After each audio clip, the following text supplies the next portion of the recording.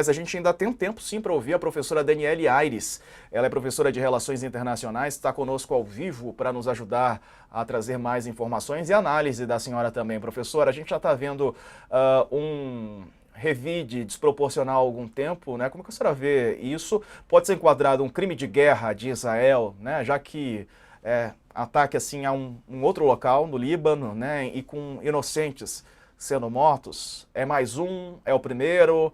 Como é que a senhora vê em relação a crimes de guerra, professora? Boa noite. Boa noite, Diego. Boa noite, Raquel. Obrigada pelo convite.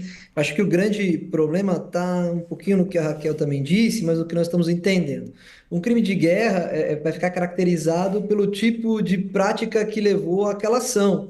Então, se nós estamos falando numa legítima defesa a partir dos mísseis lançados pelo Hezbollah, é preciso ter uma proporcionalidade e uma capacidade de distinção em quem são os alvos. E nós estamos vendo que exatamente isso não está ocorrendo com a prática do ataque do governo de Benjamin Netanyahu.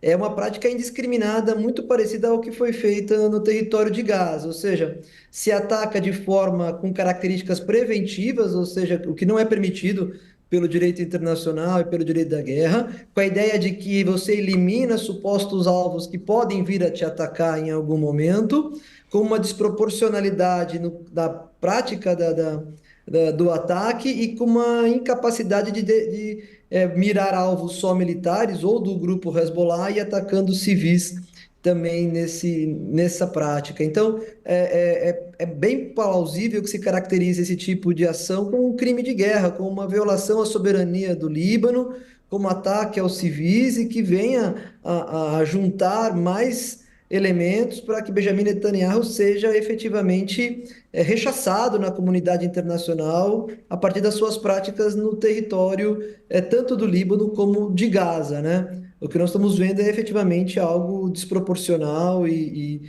já na época da semana passada, quando a gente viu as explosões dos pagers e dos walkie-talkies, já era uma ação que se caracterizava também como um crime de guerra. Ficamos discutindo bastante também sobre a questão do terrorismo, da prática, mas era muito mais um crime de guerra com uma tática terrorista a partir do tipo de explosão. Então, o que nós vemos é uma escalada muito perigosa que hoje não tem ainda a capacidade de tornar-se uma guerra total, porque o Irã ainda não entrou de fato no conflito com as suas próprias forças. Mas Benjamin Netanyahu está cada vez mais cruzando uma linha que pode colocar o Irã dentro desse conflito e tornar a região realmente uma zona muito conflituosa, muito de violência séria e que a comunidade internacional terá dificuldade de controlar.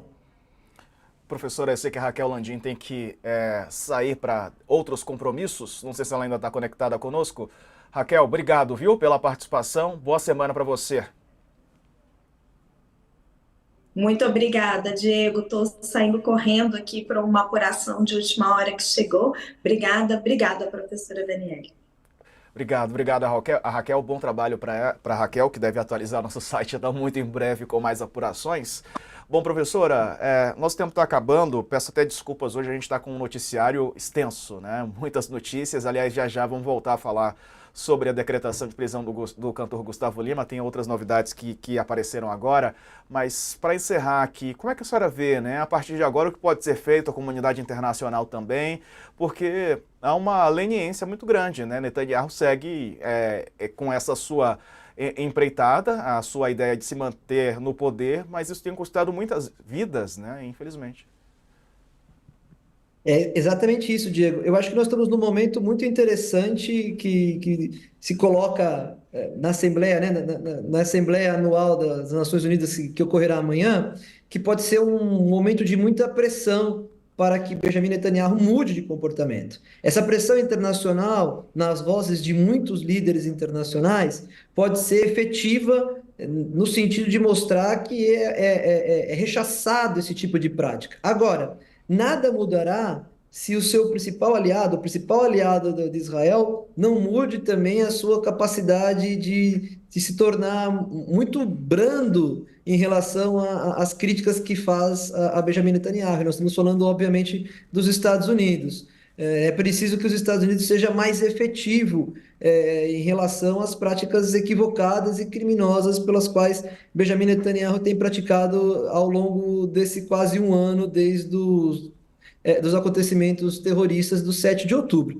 Então, eu acho que é possível que aconteça um movimento muito mais incisivo agora, a partir das reuniões de amanhã da Assembleia Geral, por causa dessa movimentação dos líderes mundiais, mas, de fato, se os Estados Unidos não mudarem o tipo de prática e de rechaço que fazem de forma mais efetiva, tornar esse rechaço mais efetivo a Benjamin Netanyahu, a gente vai continuar vendo ele com aspirações de escalada e com uma liberdade de escalada maior. Mas acho que vocês trouxeram um dado muito importante. Os Estados Unidos também está num momento complexo dessa sua ação, porque está em ano eleitoral, no final da corrida eleitoral, e por mais que haja dois tipos de comportamento distintos entre os candidatos, é fato que os dois candidatos têm aqui uma leal pertença e aliança com Israel.